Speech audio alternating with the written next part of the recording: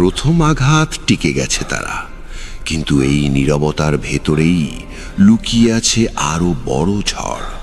ছায়ারা আবার জড়ো হচ্ছে। এটা শুধু শুরু, যুদ্ধ এখনো শেষ হয়নি।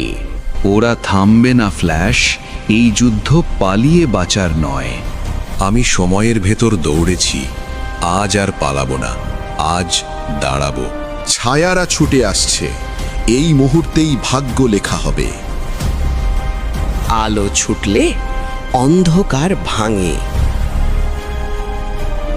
তুমি যত দ্রুতই দৌড়াও, আমি তোমার শেষ। এই যুদ্ধ আর একজনের নয়, এটা সময়ের বিরুদ্ধে যুদ্ধ। আসল যুদ্ধ এখন শুরু।